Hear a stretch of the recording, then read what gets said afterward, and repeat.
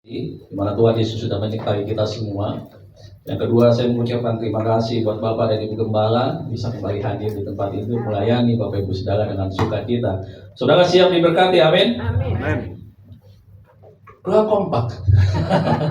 Bapak Ibu siap diberkati, amin. Amin. Nah ini dia Betani baru. Tepuk tangan buat Tuhan Yesus yang sangat dahsyat luar biasa. Bapak Ibu Saudara, hari ini kita ada di pertengahan tahun 2025. 6 bulan perjalanan 2025 kita dituntut oleh Tuhan, suka duka kita alami, tapi kita merasakan bahwa kita tampil selalu menjadi pemenang. Amin ya Bapak Ibu Saudara ya.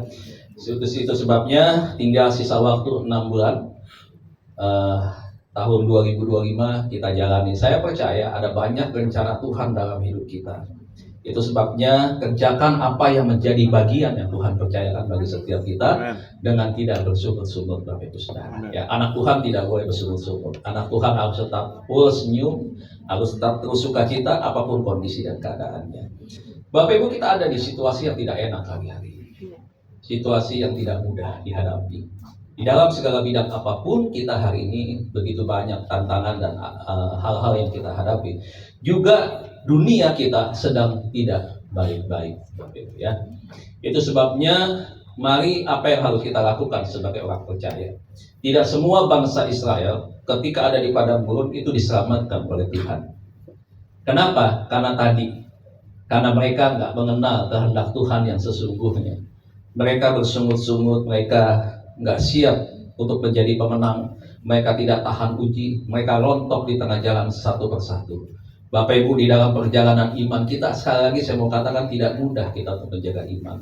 Tetapi Bapak Ibu, bukan berarti kita kalah, bukan berarti kita menyerah terhadap situasi keadaan apapun yang sedang terjadi hari-hari ini. Ketika kita melekat sama Tuhan, ketika kita dekat dengan Tuhan, disitulah kekuatan kita yang sesungguhnya. Ingat, kekuatan kita bukan latar pendidikan kita, bukan sekedar apa yang kita miliki hari ini, bukan pencapaian prestasi dunia, bukan. Tetapi ketika kita semakin melekat dengan Tuhan, disitulah kita aman. Tidak ada tempat yang paling aman di atas muka bumi ini selain kita bergantung kepada Tuhan. Amen. Bapak Ibu, hari ini saya menyampaikan kembali pelajaran tentang eskatologi.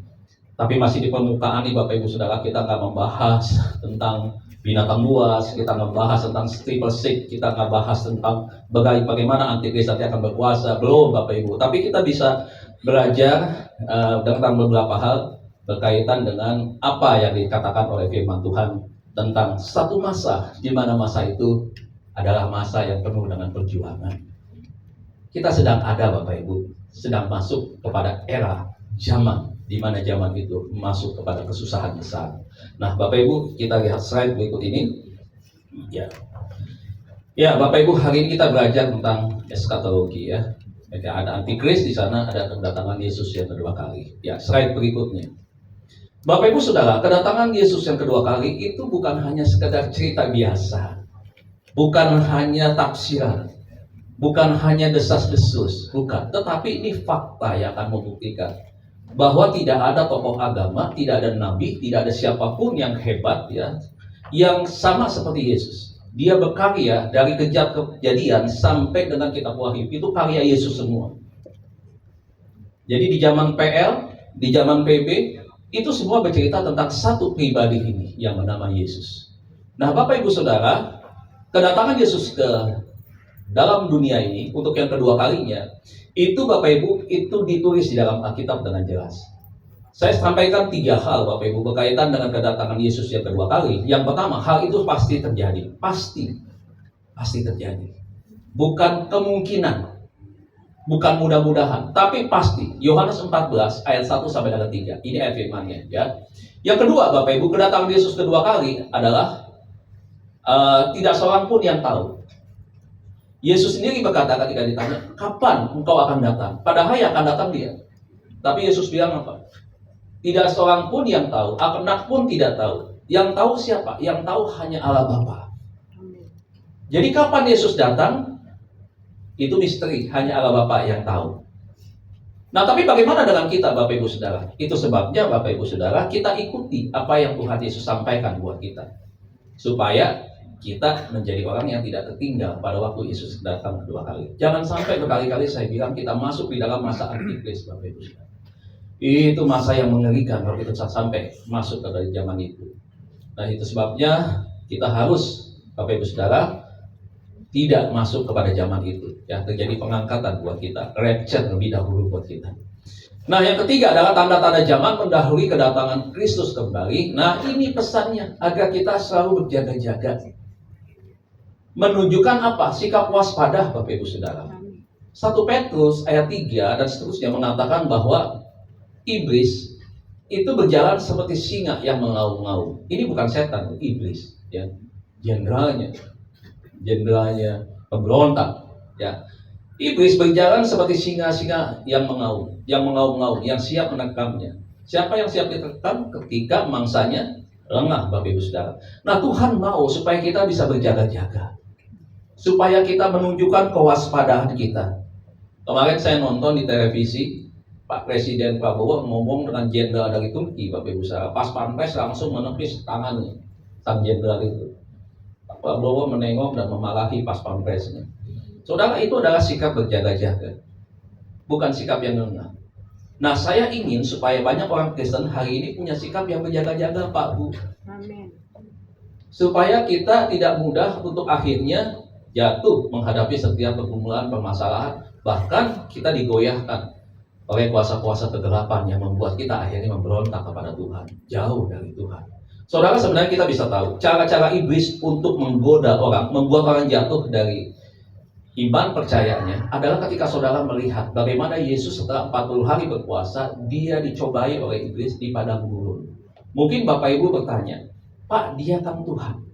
Ada banyak orang hari ini tidak mengerti, kok Yesus yang Tuhan itu kok bisa nurut dibawa oleh iblis, bisa ikut padang gurun, kemudian dicobai.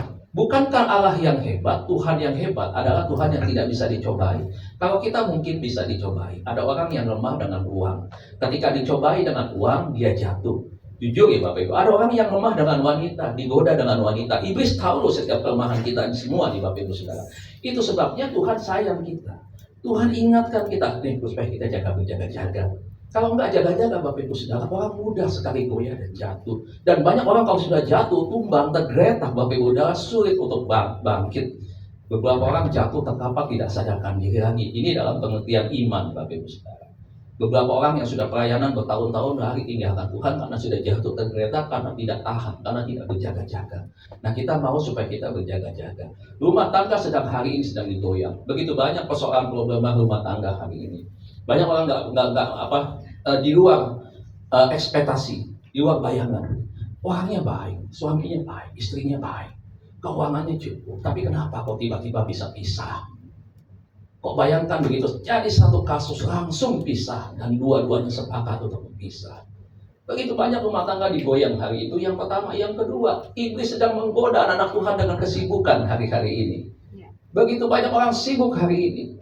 Banyak orang yang sudah punya ini, itu Bapak Ibu Saudara masih gak puas untuk cari tambahan, untuk mengejar uang Bapak Ibu Saudara. Hari ini kita juga akan belajar bagaimana Tuhan sayang kita, mengingatkan kita untuk hari ini supaya waspada. Terus kejar, tidak ada waktu lagi untuk keluarga, tidak ada waktu lagi untuk pelayanan. Mereka boleh menggunakan kalung salib, mereka boleh berkata Tuhan Yesus ajaib, Tuhan Yesus baik, haleluya, puji Tuhan. Tetapi Bapak Ibu Saudara, mereka tidak punya waktu untuk Tuhan. Nah itu sebabnya mari kita waspada, berjaga-jaga tengah situasi keadaan yang tidak nyaman ini Bapak Ibu Saudara ya. Berikutnya slide-nya. Nah Yesus berkata Bapak Ibu di dalam Lukas 12 ayat 54 sampai 55. Saudara bisa lihat apa yang Tuhan Yesus sampaikan. Saudara, lagi-lagi Tuhan sayang setiap kita. Dia kasih tahu bahwa sebelum dia datang nanti yang kedua kali. Ini sebelum dia disalib nih. Jauh sebelum waktu dia disalib, kurang lebih sekitar 2 tahun sebelum penyaliban terjadi, dia sudah berbicara tentang bagaimana kita harus bisa menilai zaman. Apa sih yang kita nilai zaman hari ini? Paling cuma mobil listrik yang kita bisa nilai hari ini. Wah, lihat BYD jalan di tengah jalan, wah keren, Cina hebat teknologinya ini dan seterusnya. Kita bisa menilai dari teknologi yang canggih. Saudara juga hati-hati, next time saya akan berbicara tentang teknologi. Ada apa teknologi nanti? Dengan apa teknologi? Kenapa teknologi itu harus berkembang? Bapak Ibu Saudara, ketergantungan kita hari dengan internet Bapak Ibu Saudara itu seperti seakan-akan diri kita itu masuk ke dalam satu penyakit kritis. Coba satu hari kita tanpa internet Bapak Ibu Saudara, ketergantungan kita begitu kuat. Makanya Bapak Ibu Saudara, satu kali Bapak Ibu Saudara, teknologi itu akan mengalahkan kita tergantung kepada itu. Dan kita tidak lagi menggunakan jaringan wifi satu kali kali. Di dalam diri kita ada sinyal yang langsung bisa menerima wifi. Ingat, 66 bis itu adalah teknologi Bapak Ibu Saudara. Bukan gambaran patung kita menyembah seperti patung, bukan Bapak Ibu Saudara. Tapi hari ini teknologi. Betul kok, setiap hari kita bergantung kepada teknologi. Coba kita nggak bawa handphone, putar balik ke Bapak Ibu. Kita tinggal di BSD dari Tamrin, Bu bisa pulang, ada Gojek anterin Bapak Ibu Saudara. Begitu. Tinggalan istri di bawah, bodo amat Bapak Ibu Saudara. Tapi kalau nama handphone, panggil ojek cepetan. Begitu coba Saudara. Handphonenya di password lagi kadang. Deteksi wajah, jari. Saya punya handphone 24 jam terbuka. Saya kan kalau tidur, handphone saya itu kadang-kadang suka ada di bawah. Sebenarnya nggak boleh. Ya di bawah atau di belakang kepala, di cas. Saya suka cabut. Handphone saya, anak saya bisa nggak buka aja. Saya open handphone, nggak ada apa-apa di dalam. Silahkan buka semua. Jadi istri saya bisa buka handphone saya. Dan siapa saya berbicara, kadang-kadang chat ada 1000 lebih, saya nggak buka Bapak Ibu. Itu di grup tuh, Bapak Ibu ya, di grup. Banyak banget grupnya, pendeta itu banyak grup Bapak Ibu Saudara. Tapi kita nggak mungkin bacain terus setiap hari. Kadang-kadang ada B2 panggang masuk di situ Bapak Ibu Saudara. Dia ada godaan juga di handphone. Nah Bapak Ibu, apa kata Tuhan? Yesus berkata pula kepada orang banyak, apabila kamu melihat apa? Awan naik di sebelah barat, segera kamu berkata akan datang hujan. Betul apa enggak? Sampai di siswa mancing. Lihat awan, ada gumpalan kecil hitam, kemudian membesar dan semakin mendekat itu akan jadi datangnya badai dan hujan. Hingga orang akhirnya menyingkir. Tanda-tanda itu aja diberikan supaya apa? Supaya orang bisa cari tempat yang aman, bisa neduh dulu nih. Nah orang bisa tahu musim hujan, mau tahu nih Imlek banyak curah hujan, kita bisa tahu. Saudara, musim kemarau kita tahu. Negara-negara yang punya 4 musim selalu mau pergantian musim diselalui dengan adanya musim hujan. Selalu begitu. Jepang sekitar bulan 5 itu Nyubai. 5-6 itu Nyubai. Nyubai itu musim hujan, Bapak Ibu Saudara. Kenapa? Pergantian masuk ke musim panas. Selalu dengan hujan. Ada tanda-tandanya dan kita bisa mengenal tanda-tanda itu. Nah, ayat 55 dikatakan, apabila kamu melihat angin selatan bertiup, kamu berkata hari akan panas terik. Dan hal itu memang terjadi. Artinya apa Bapak Ibu, kita tahu tentang cuaca, tentang musim, kita bisa mengerti. Tapi satu yang tidak kita tahu, apalagi sebagai orang Kristen, kita nggak melihat tanda-tanda yang terjadi Bapak Ibu Saudara. Nah inilah yang Tuhan kasih tahu, supaya kita belajar melihat tanda-tanda yang terjadi hari ini. Slide berikut. Nah Bapak Ibu Saudara, ada 8 tanda akhir zaman yang harus diperhatikan. 8 tanda. Mungkin Bapak Ibu berkata begini, Pak, sejak zaman Yesus penyesatan itu ada. Betul. Bahkan jauh sebelum zaman Yesus penyesatan itu ada, Bapak Ibu. Ya, ingat iblis itu jatuh sebelum penciptaan manusia kan? Iblis itu sudah ada sebelum Adam diciptakan. Sudah ada duluan, dia yang jatuh pertama kali duluan. Yang memberontak kepada Tuhan, dia dibuang ke bumi ini. Nah, saudara lihat, penyesatan muncul ya dengan adanya apa? Mesias palsu hari-hari ini. Saudara, banyak hamba-hamba Tuhan juga yang palsu hari-hari ini. Saya mau kasih tahu juga, hati-hati. Kemarin di grup pengajaran, saya bilang hati-hati pilih hamba Tuhan hari-hari ini. Karena kalau kita salah, babak belur kita Bapak Ibu Saudara. Habis kita. Hancur Bapak Ibu Saudara. Karena hati-hati gini, pengajaran itu adalah pengajaran yang bisa membuat orang terlena. Bisa membuat orang merasa nyaman ketika dengar firman-Nya, bukan merasa dikuatkan. Makanya saya nggak tahu saudara. Saudara sejauh mana menilai seorang hamba Tuhan? Khotbahnya itu menguatkan kita, atau justru khotbahnya itu hanya membuat kita tersenyum saja? Hanya sekedar kita puas lihat penampilan performannya, dengan tawanya, dengan kelucuannya, hanya sekedar itu. Saudara tidak akan bisa membuat pertumbuhan iman saudara bisa menjadi tumbuh. Kalau saudara hanya menilai, hanya dari gedung gerejanya dengan jumlah fasilitasnya yang begitu keren, yang begitu mewah, dan jemaat yang begitu banyak, saudara merasakan bahwa ini ada gereja yang tepat, Bapak Ibu Saudara, dan saudara tidak bisa merasakan apa-apa ketika pulang, dan tidak pernah membawa perubahan dalam hidup saudara, saudara sedang salah untuk pilih gereja. Carilah gereja yang hari ini hamba-hamba Tuhan yang juga berani berkata dengan keras, Bapak Ibu Saudara. Dia nggak peduli tentang untuk diundang lagi atau tidak diundang lagi. Tetapi pesan firman Tuhan itu dia sampaikan. Pesan firman Tuhannya tidak ditutup-tutupi oleh dia. Firman Tuhannya tidak dilencengkan oleh dia.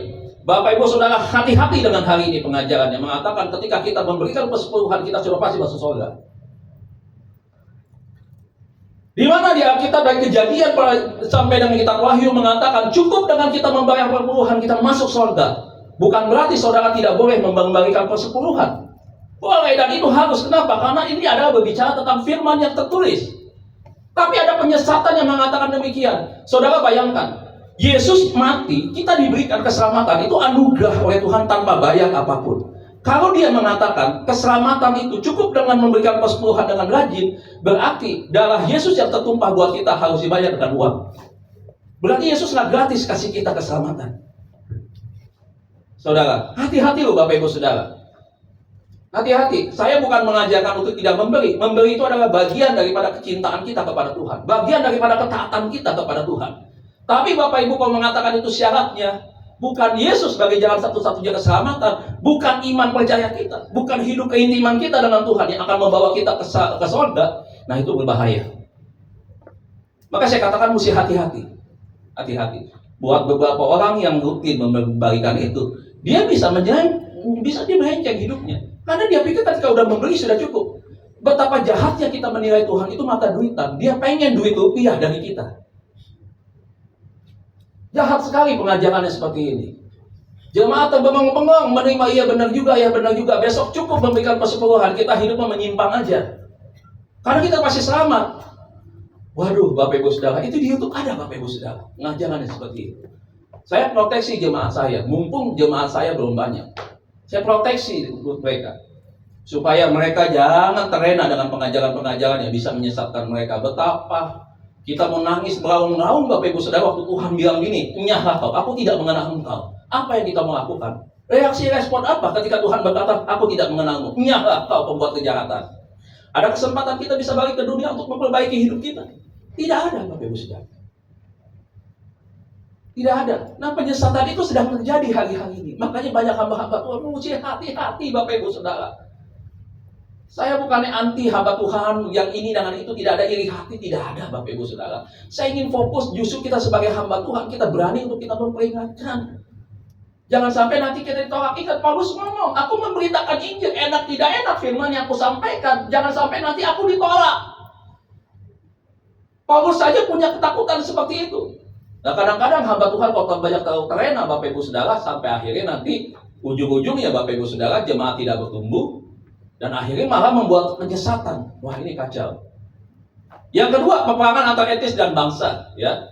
Ini yang terjadi. Bapak Ibu Saudara, 1 sampai dengan 7 ini akan terus berlangsung sampai kapanpun, tidak akan pernah ada batas akhirnya. Jadi kalau saudara bilang dari zaman dulu Pak sudah ada peperangan betul PD1, PD2, bahkan kemungkinan PD3 yang akan terjadi Bapak Ibu dengan melihat tanda yang ada.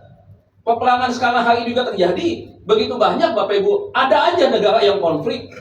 Kemudian apa? Kelaparan di berbagai tempat. Dulu zaman Ethiopia tahun 80-an Bapak Ibu sebelum dia belajar ke Israel menjadi negara yang hebat, menjadi negara yang makmur. Kita bisa melihat orang Ethiopia seperti apa. Kita yang lahir generasi tahun 70-an kita tahu. Dunia dalam berita seringkali menyajikan itu. Potret gambaran orang yang begitu susah. Mereka bisa hidup tanpa makan, kekurangan sekali gizi, vitamin, dan seterusnya. Badan mereka begitu kurus, mereka bagaikan mayat hidup. Kita bisa melihat itu. Dan banyak negara sedang mengalami juga hal-hal yang dimaksud dengan kelaparan Bapak Ibu. Bahkan kemarin Bapak Ibu saya betapa kagetnya melihat kondisi bangsa negara kita hari ini. 68,sekian% data statistik menunjukkan tingkat kemiskinan ada di negara kita. Orang miskin sekitar 68,1% dari sekitar 250 juta penduduk Indonesia. Berarti sangat besar sekali. Sangat besar Bapak Ibu. Daya beli mereka sangat rendah sekali. Itu sebabnya saya selalu memperhatikan kalau saya diundang makan dengan beberapa orang Bapak Ibu Saudara. Selalu pendeta duluan ditanyain, "Pak, Bapak pesan apa?" Daftar menu langsung disodorin sama dia. Saya bukan tipe orang yang ceramita Bapak Ibu Saudara. Tidak. Saya menghargai memang apa yang dia berikan. Nah, tapi saya tidak pilih menu yang paling mahal. Mana nih bagaimana? Saya tunjuk yang ini aja nih. Steak yang 650.000 misalnya. Nah, apa yang saya butuhkan makan, yang secukupnya, yang baik, yang baiknya. Kadang-kadang diajak makan yang enak, Bapak Ibu. Saya pernah ditegur sama seorang pengusaha ini. "Pak, saya ajak Bapak ke sini makan yang enak."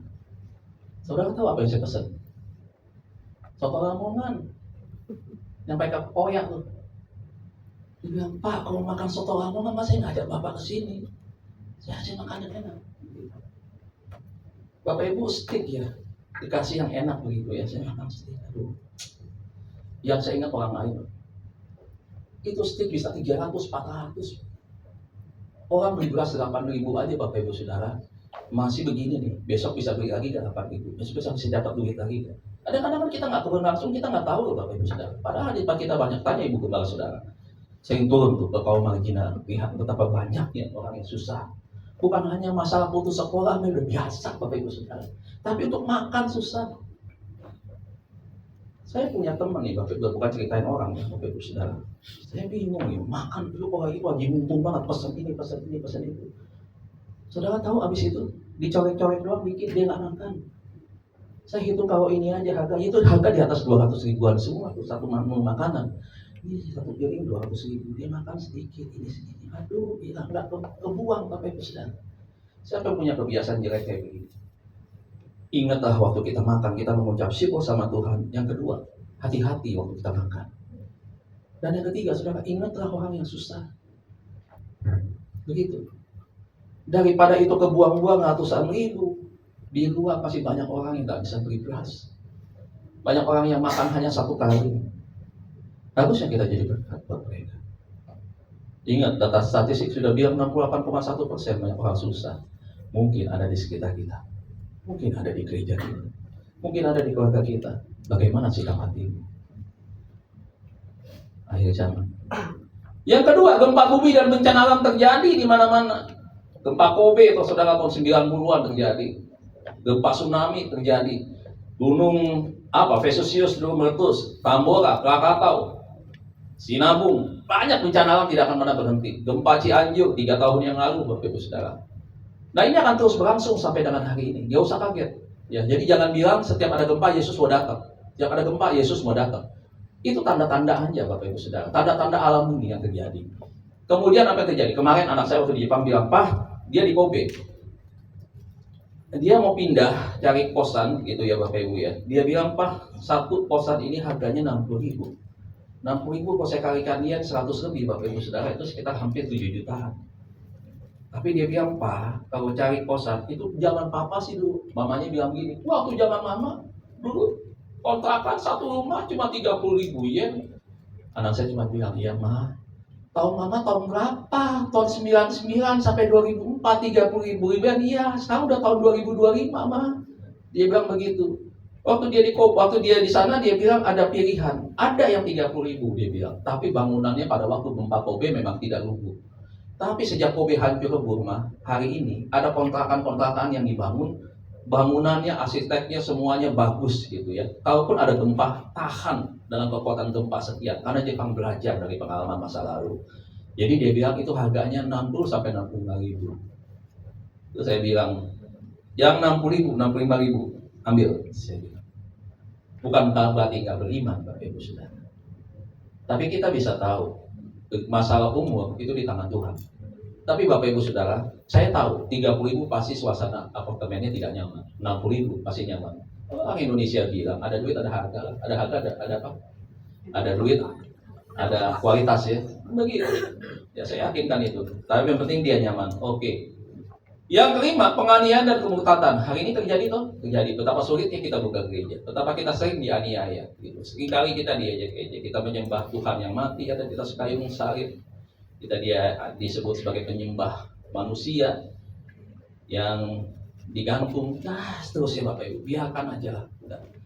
Kita doakan mereka. Yang keenam, bangkitnya kembali negara Israel. Nah ini Bapak Ibu Saudara. Israel. Tanda-tanda akhir zaman. Selalu Tuhan Yesus bilang adalah kembali melihat apa yang terjadi dengan Israel hari-hari.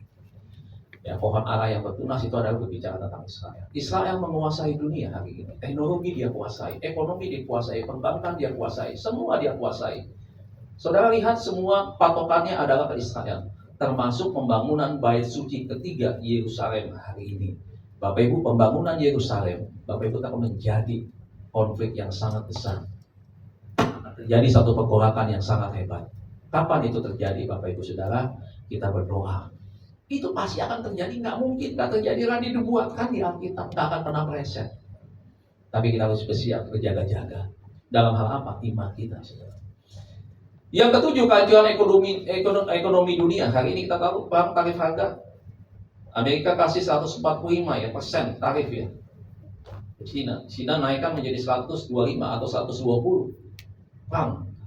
Apa yang imbasnya akan terjadi Bapak Ibu? Ekonomi dunia akan goncang. Amerika sedang hari ini punya utang besar di negaranya. Negara ini tinggal tunggu waktu. Ya, tunggu hancur, maka kita akan melihat apa yang akan terjadi dengan ekonomi dunia. Indonesia saja Bapak Ibu sudah apa yang terjadi hari-hari ini. Pergerakan investasi terasa lambat, sangat lambat. Orang dagang susah hari-hari. Tidak segampang yang kita prediksi. Tanah Abang bisa main bola lagi. Saya punya bos itu Tanah Abang kiosnya itu lebih dari 20 kiosnya, 20 lebih. Dulu satu dia pakai kios, omset satu hari bisa 35 sampai 40 juta per hari Bapak Ibu. Sekarang bisa main bola dalam Tanah Abang. Pak Yusuf Kala dulu pernah bilang Indonesia tidak mungkin goyah, tidak mungkin akan goncang ekonominya selama Tanah Abang masih ramai dan Tanah Abang tidak goyah. Kalau saudara lihat Mangga 2 sekarang semua tanda-tanda loh Bapak Ibu sudah kesusahan ekonomi.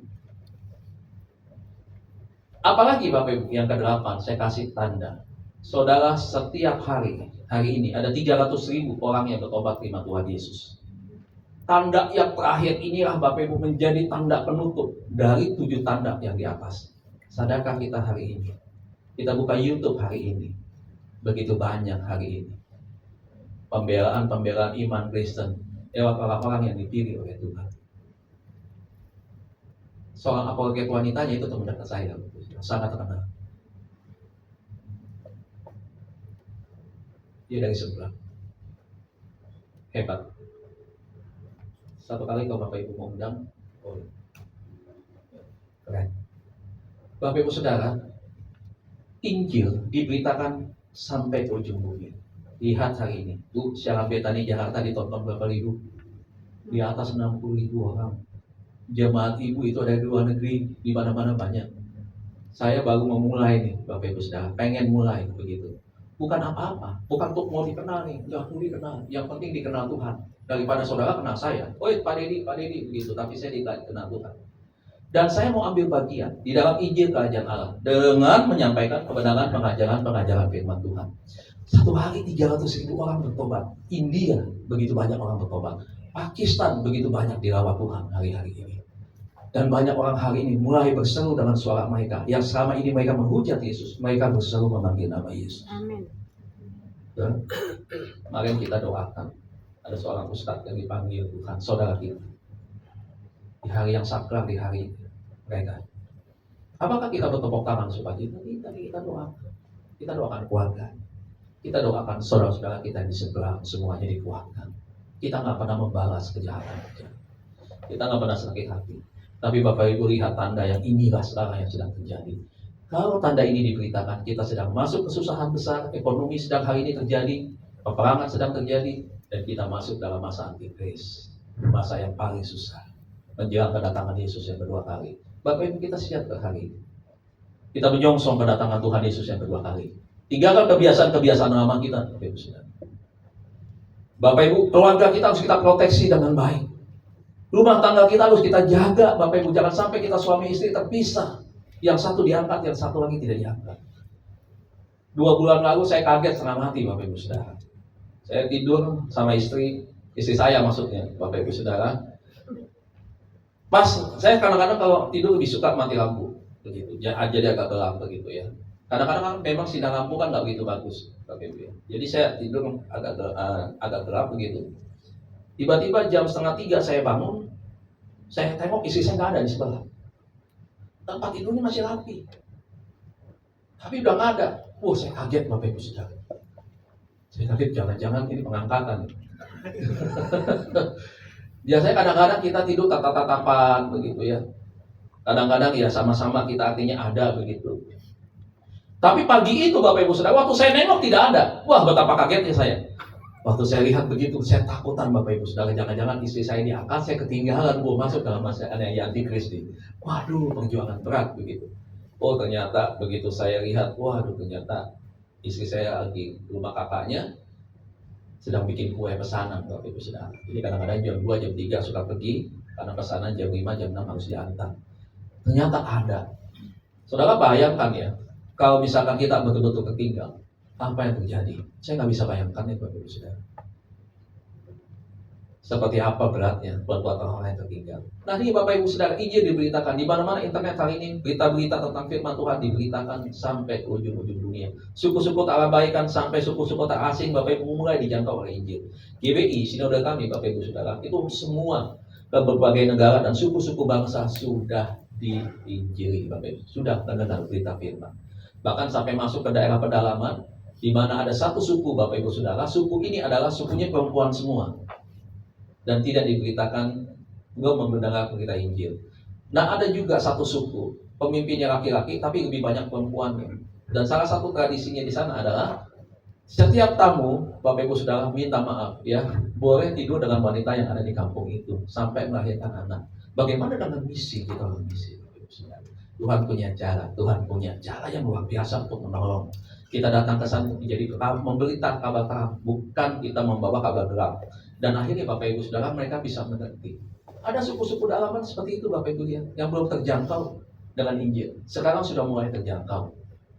Kami punya departemen misi Bapak Ibu Saudara, itu luar biasa dipakai Tuhan. Ya, sampai ke pedalaman-pedalaman yang hari ini tidak terjangkau, kita sudah masuk ke sana. Dan kok bisa kalau Tuhan mau menyertai setiap kita. Persoalannya cuma kita kadang-kadang mau. Nah itu sebabnya bagi kita berlomba-lomba untuk kita menjadi penjangkau jiwa-jiwa bagi kemuliaan Tuhan. Slide berikutnya Bapak Ibu, ini 8 ini yang tanda. Nah sekarang Bapak Ibu kita lihat yang kemarin terjadi ya. Ada 3 tanda besar Bapak Ibu Saudara yang menjadi peringatan buat kita. Pertama adalah ancaman perang dunia kedua. What happened? Ini 14 Juni 2025. Tadi kemarin Bapak Ibu Saudara ya. Saya ikuti terus perkembangan ini. Makanya Bapak Ibu jangan sering kali nonton drama Korea, Dracin, jangan tonton Bapak Ibu Saudara, kasus perselingkuhan lagi, cinta segitiga lagi, Bapak Ibu perceraian lagi. Aduh buat apa yang ditonton begitu? Sekali-sekali bolehlah Bapak Ibu Saudara. Kadang-kadang pikiran kita terkontaminasi loh. Banyak nonton perselingkuhan, akhirnya kita curiga sama pasangan.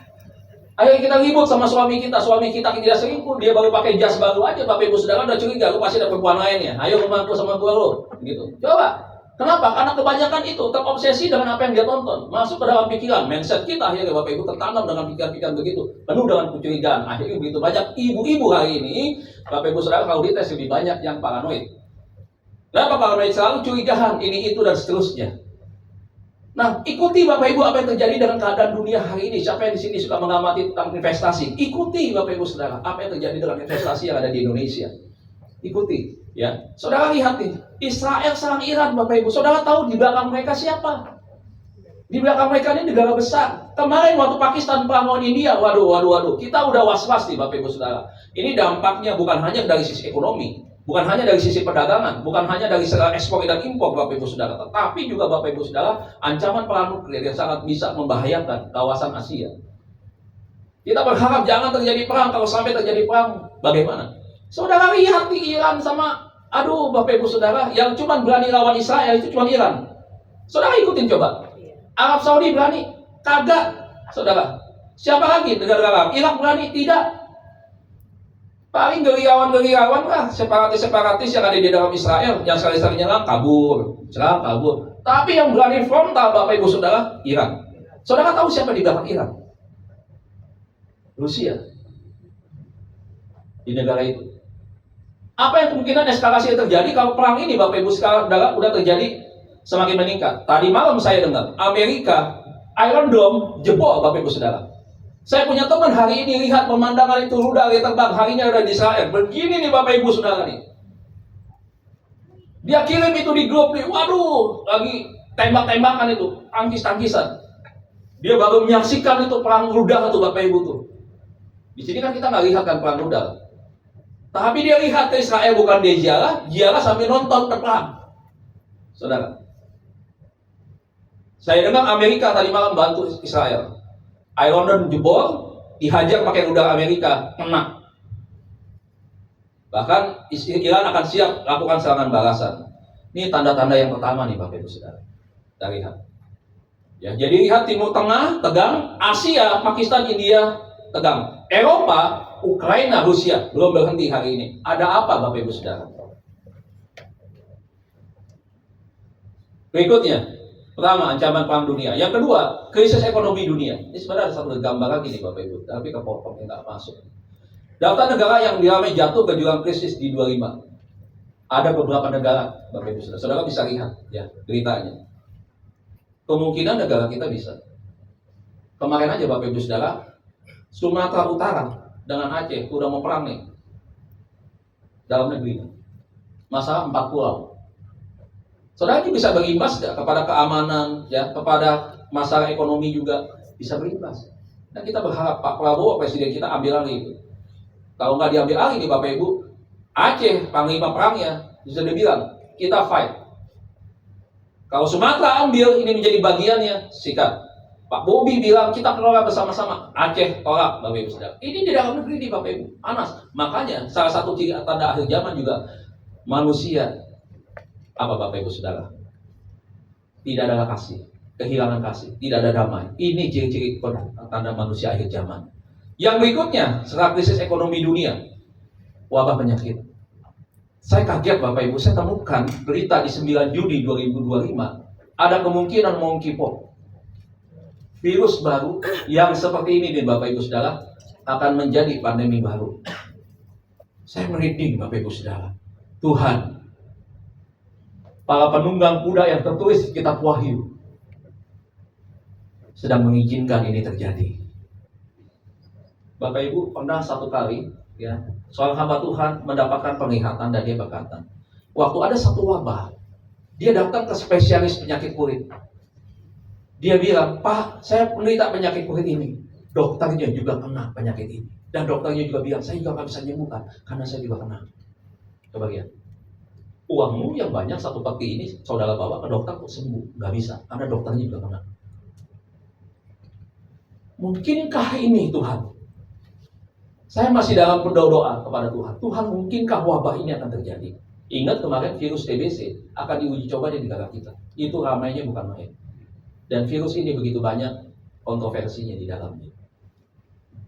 Ada apa ini Bapak Ibu Saudara? Ya. Kemudian COVID muncul lagi Bapak Ibu dengan varian barunya yang disebut dengan virus HK-5. Jadi ancaman menjadi pandemi baru. Setiap hari nanti kita mungkin akan ditusi suntikin terus Bapak Ibu Saudara. Kita nggak bisa lagi makan enak. Kita mungkin menjadi orang yang takut untuk keluar karena akan terkena satu penyakit yang tidak ada obatnya mungkin atau vaksinnya. Gitu. Inilah Bapak Ibu Saudara, kita manusia akan menjadi keji percobaan terus menerus. Setiap ada wabah kita akan disuntik. Setiap ada wabah ada disuntik.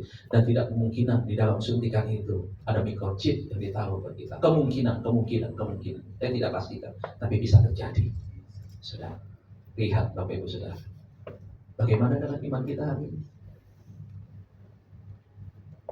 Yang berikutnya Bapak Ibu Saudara, apa yang harus kita lakukan? Hal apa yang harus kita lakukan? Persiapkan menjelang kedatangan Tuhan Yesus yang kedua kali ini. Buat bagi kita nih Bapak Ibu Saudara, apa yang harus kita siapkan hari-hari ini? Yang pertama, satu, memiliki sikap berjaga-jaga. Matius 24 ayat 42 berkata demikian, berjaga-jagalah. Kalau dalam bahasa Yunani saudara temukan kata Grego Goreo. Ya, artinya saudara harus bisa berjaga-jaga, menunjukkan sikap waspada. Saudara pernah ke istana presiden, saudara pernah lihat pas pampres waktu berjaga di depan seperti apa? Dia waspada. Dia selalu dalam keadaan tidak boleh lengah. Nah, Tuhan mau kita juga sama seperti seorang prajurit yang selalu waspada. Ada kita punya negara perbatasan, banyak prajurit yang berjaga-jaga di sana. Untuk apa? Tidak boleh lengah. Untuk kita tidak boleh sampai tertembak, sampai jatuh dan seterusnya. Nah, kita kasih tahu gini supaya kita siaga terus-menerus pada masa sekarang. Saudara, berapa jam hari ini jam waktu doa saudara di rumah? Saudara bisa ukur. Ini menjadi parameter seberapa besarnya iman saudara bergantung kepada Tuhan. Saudara, berapa banyak di mobil pribadi Anda bisa menyembah Tuhan. Bahkan saudara bisa merasakan hadirat Tuhan dengan Anda menangis. Seberapa banyak Anda berkata-kata dengan kata-kata profetik, hari ini aku bangun, tubuhku sehat, Tuhan akan buat aku menjadi sehat. Damai sejahtera, sukacita, usahaku diberkati, rumah tanggaku diberkati, istri, anak-anakku semua diberkati. Berapa sering kita mengucapkan itu setiap hari? Saudara, bangun Bapak Ibu kesiagaan kita dengan kita semakin melekat dengan Tuhan. Saya suka banget lagu yang ku terhubung denganmu. Saudara, entah kita nyanyi terakhir ya, WL bisa bantu nyanyinya. Karena kalau saya nyanyi suara saya nggak jelas suaranya. Saya suka dengan lagu itu karena kita terus melekat dengan Tuhan, terhubung dengan Tuhan. Itulah kuncinya Bapak Ibu kita bersiaga, berjaga-jaga. Nah, alasan untuk kesiagaan ini sekarang bukannya pada masa yang akan datang. Artinya pada saat nanti aja Yesus mau datang, kita baru berjaga-jaga. Tidak, dari sekarang. Bahkan dari sejak dulu, ya. Bahwa orang percaya masa kini tidak mengetahui kapan dan waktunya untuk menjemput mereka. Tidak ada yang tahu. Sama dengan umur kita. Pagi masih ngobrol, masih ngopi bareng, jam 5 sore sudah dipanggil Tuhan. Ada yang tahu? Nggak ada yang tahu. Sama kedatangan Tuhan juga seperti itu. Tidak ada pendeta besar pun bisa memastikan, memprediksi kapan dia mau datang. Nggak ada bisa. Nggak ada yang tahu. Bahkan Yesus aja nggak tahu. Betapa hebatnya, karena itu hak kedaulatan Allah Bapa yang tahu kapan anaknya harus datang kembali ke dalam dunia ini. Waktu saya terakhir pelayanan di sini, saya suka sekali dengan satu lagu yang sangat memberkati, lagu lama yang jarang kita dinyanyikan. Kalau bunyi sangkakalaku ada. Saya ingat betul, kok nggak salah WR-nya sama. Kalau bunyi sangkakalaku ada. Saya ingat banget pada waktu itu saya diberkati dan saya merasa bahwa lagu ini memang sering-sering harus kita nyanyikan. Mengingatkan kepada kita. Satu kali ketika dia sangkakala, dia awan-awan akan berbunyi. Menandakan kedatangan dia. Sambutkah kita dan siapkah kita menyambut kedatangan yang kedua kali? Nah, apa yang harus kita lakukan? Pertama, jangan suam-suam kuku, Bapak Ibu Saudara. Tahu suam-suam kuku? Anget doang, nggak panas. Tuhan mau kita bergairah, kita antusias, punya semangat yang tinggi. Panas, Bapak Ibu Saudara. Ya, Tuhan mau seperti itu. Apalagi jangan sampai dingin. Dingin bukan hanya hubungan kita dengan Tuhan. Karena dingin yang dimaksud di sini adalah bicara tentang hubungan, koneksi, kedekatan kita dengan Tuhan. Bukan cuma masalah hubungan suami istri yang dingin. Hari ini Bapak Ibu, orang menikah sekian puluh tahun, hubungan sudah mulai dingin. 3 minggu lalu saya bertemu dengan seorang Bapak Ibu Saudara, seorang yang hebat, seorang pemimpin di pertambangan. Waduh, gaji fasilitasnya besar, mendekati M gajinya Bapak Ibu Saudara. Wah, istrinya puas banget, waduh dia masih sehat. Waduh, dia berjaya raya, begitu dimanjakan. You mau pergi ke luar negeri, silahkan pergilah. Berapa banyak kamu bawa uang, bawalah. Apa semuanya dia pergi, dia nikmatin istri. Satu kali Bapak Ibu Saudara, dia jatuh sakit, dia stroke di kursi roda Bapak Ibu Saudara. Dan dia minta doakan saya terus sambil dia bercerita. Tidak lagi dari WA, dari kirim fotonya dia, bisa dia jalan terapi Bapak Ibu, maaf ya, tangannya sambil begini Bapak Ibu. Orang yang dulu dihormati nih, ribuan orang di perusahaan itu menghormati dia sebagai seorang pemimpin yang hebat, cerdas. Tapi Bapak Ibu satu kali dia tidak berkhidmat dalam menjaga kesehatan. Itu sebabnya Bapak Ibu Saudara, jangan kita mati-matian cari uang sampai 16 jam, 17 jam dikorbankan Bapak Ibu Saudara. Satu kali dia berjalan di tengah matahari sambil begini nih Bapak Ibu Saudara. Wah. Kalau mau duduk harus dipegang dua. Dudukin. Pak, inilah kondisi saya. Air mata bercucuran menangis, pengen kembali ke masa lalu. Tapi yang paling menyakitkan dia bilang, Pak, tiba-tiba dia tanya begini, Pak, istri Bapak usia berapa? Saya bilang istri saya usia 51 tahun. Kami seumur, kami teman SMA. Dia bilang, Pak, hati-hati ya. Ini pengalaman saya. Biasanya kalau perempuan sudah menopause, Pak, kita ini sebagai laki-laki tidak lagi dihargai. Kita ini bagaikan sampah, Pak. Istrinya sangat terang-terangan, dia bilang dia punya selingkuhan. Berat banget buat seorang laki-laki yang sudah dalam keadaan tidak berdaya, yang dulunya punya power. Istrinya jelas-jelas. Istrinya tidak pernah mengurus dia, bahkan disumpah-sumpahin mati. Dia bilang, Pak, hati-hati, saya berdoa supaya istri Bapak nanti menjelang menopause tidak seperti istri saya. Saya mengajar pastoral konseling dan psikologi, Bapak Ibu Saudara. Saya bilang, Pak, tidak semua perempuan seperti itu. Apalagi perempuan-perempuan yang berjemaat di Betani Basura. Tidak. Amin. Itu keren perempuan-perempuan di sini. Tapi mungkin yang di gereja-gereja yang penyesatan tadi itu, yang bicara soal keselamatan itu dengan hanya cukup membayar persepuluhan, mungkin ibu-ibunya yang di sana itu. Kalau di sini tidak. Tapi dia berdoa, Pak, istri Bapak kenal Tuhan kok. Oh, dia jadi wawancara istri saya, Pak. Dia tanya, istri saya bilang saya kenal Tuhan. Saya yakin siap wanita yang di dalam Tuhan adalah menjadi wanita yang cakap dan bijak di dalam iman, di dalam hidupnya. Saya doakan dia, saya buat bacaan balas. Tapi bagaimana mau balas, Pak? Saya mau pergi sengaja, dia kasih saya makan. Katanya biar saya mati. Begitu. Bagaimana saya berjuang dulu? Dia bilang. Uang semua, terus saya kasih dia.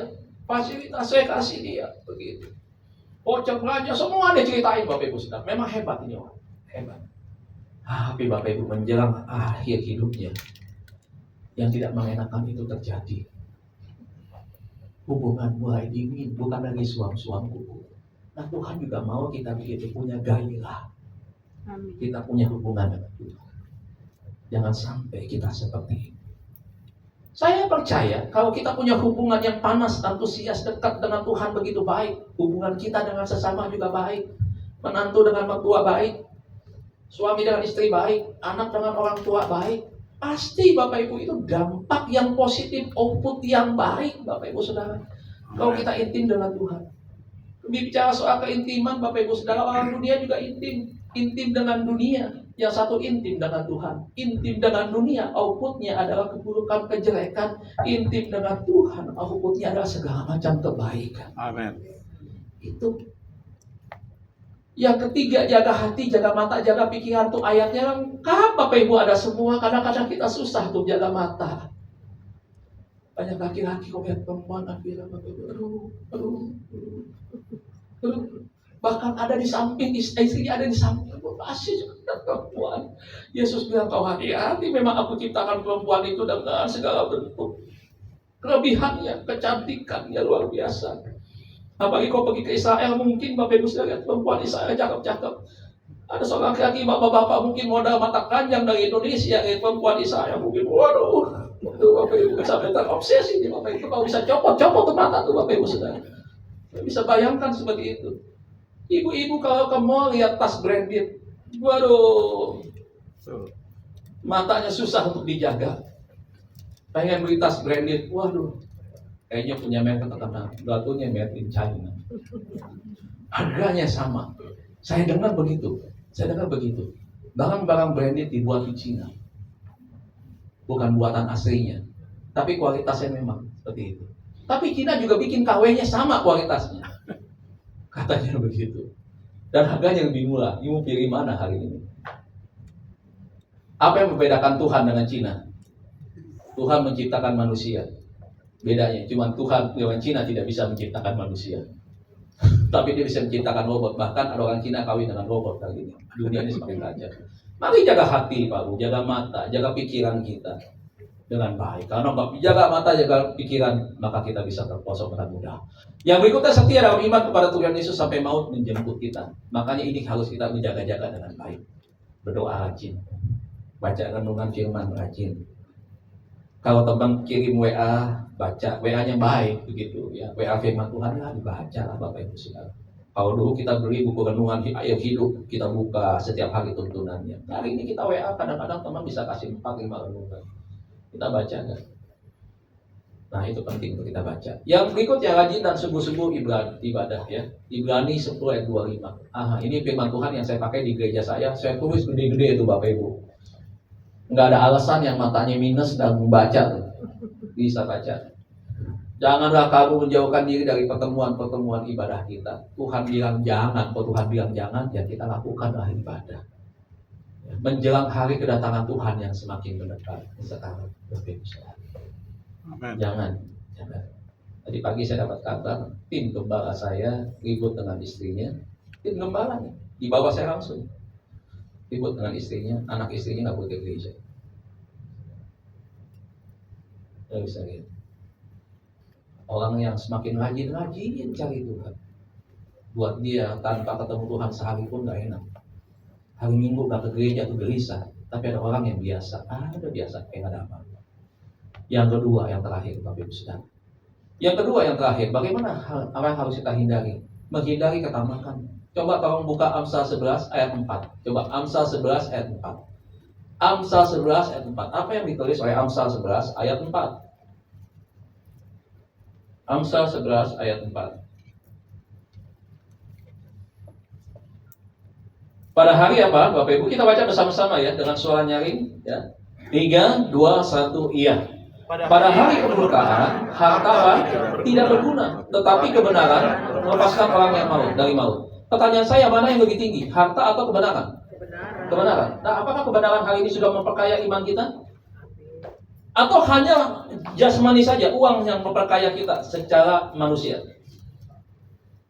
Atau justru iman yang memperkaya kita? Saudara, saya mau kasih tahu, kita boleh kaya raya, tapi bicara soal surga tidak berbicara tentang uang yang ada di dunia ini.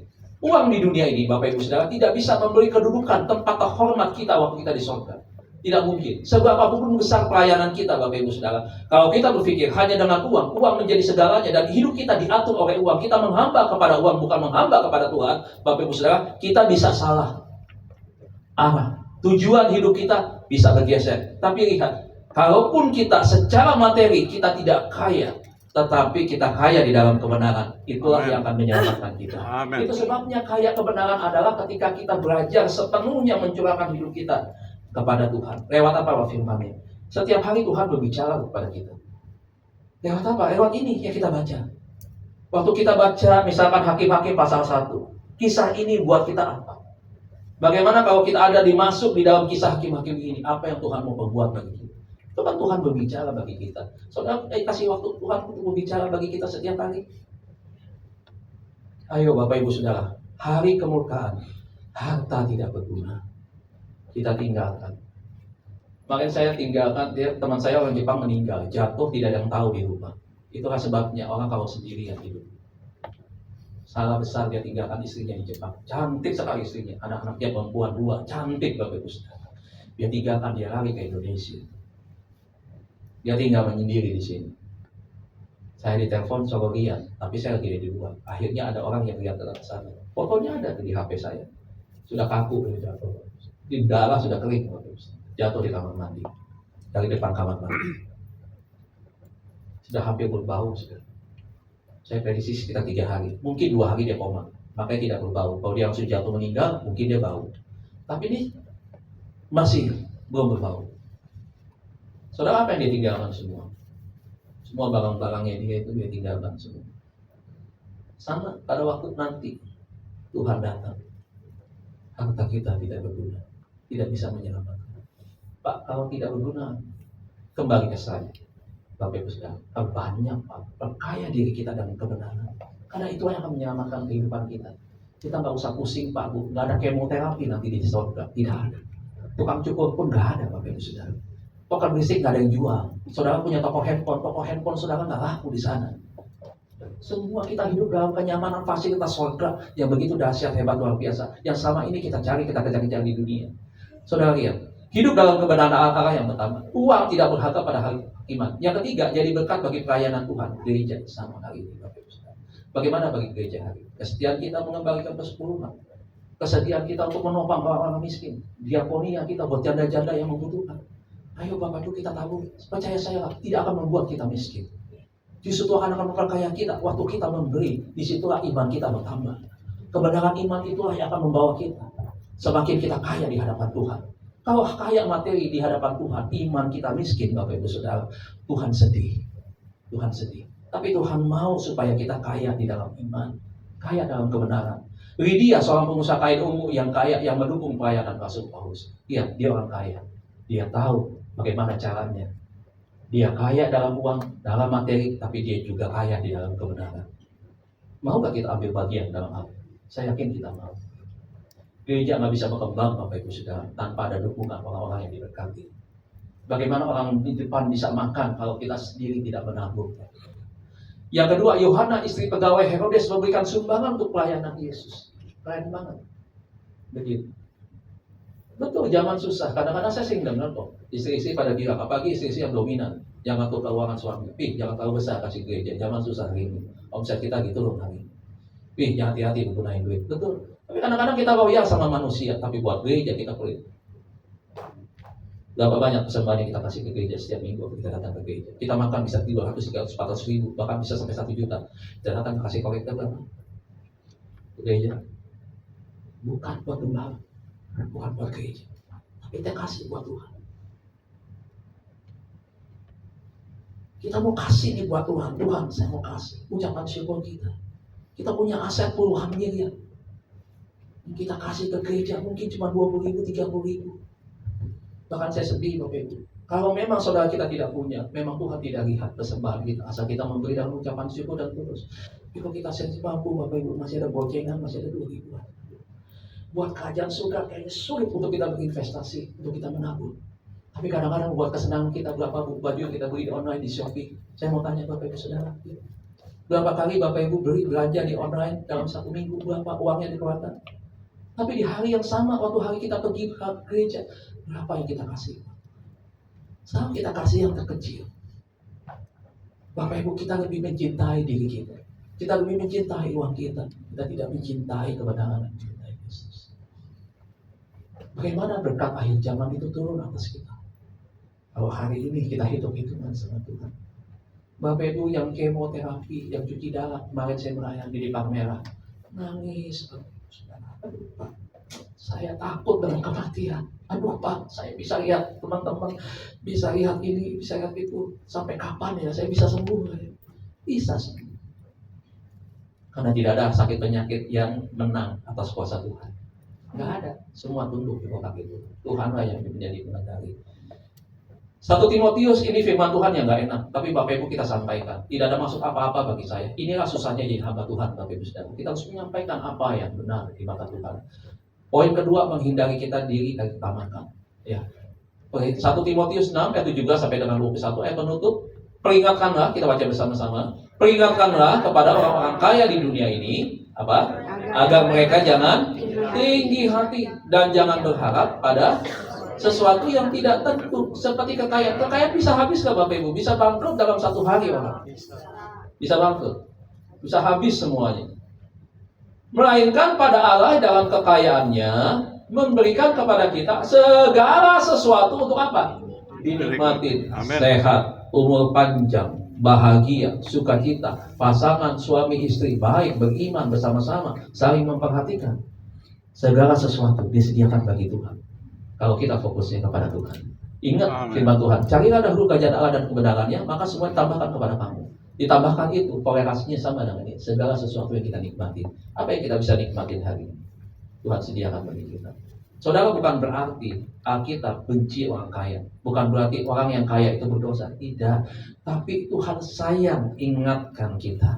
Supaya jangan sampai kita kaya secara materi, kita diserewengkan oleh kuasa-kuasa kegelapan, akhir kehidupan kita menyimpang. Bapak Ibu Saudara, Tuhan sayang, makanya Tuhan ingatkan. Jadilah Bapak Ibu Saudara, kalau kita kaya secara materi, kita jadi berkat. Ingat Amsal bilang, pada hari kemurkaan, ya, saham kita yang mungkin nilainya miliaran, Bapak Ibu Saudara, akan ditinggalkan. Tanah kita mungkin berhektar-hektar, mungkin ada di IKN, Bapak Ibu Saudara, enggak lagi kita bisa bangun. Dan tidak bisa mempengaruhi kedaulatan Tuhan, masuk surga atau tidak. Tidak bisa. Tapi marilah kebenaran yang kita perkaya dalam kehidupan kita. Kita pasti begitu sangkakala terbunyi, Bapak Ibu Saudara, kita langsung diangkat. Kita terhindar dari masa antikris 3,5 tahun pertama, 3,5 tahun yang kedua. Akhir zaman ada di depan mata. Mari bersiap-siap, berjaga-jaga. Untuk hormat kemuliaan Tuhan, kita sambut dengan sukacita dalam diri. Amin. Jangan takut dengan situasi keadaan. Kalau kita sungguh-sungguh dengan Tuhan, Tuhan pasti akan pelihara kita. Kita tetap bisa berbuah sampai hari ini. Tuhan Yesus berkati kita semua. Mari saya undang Bapak Ibu untuk bangkit berdiri. Kita akan satu pujian, aku terhubung dengan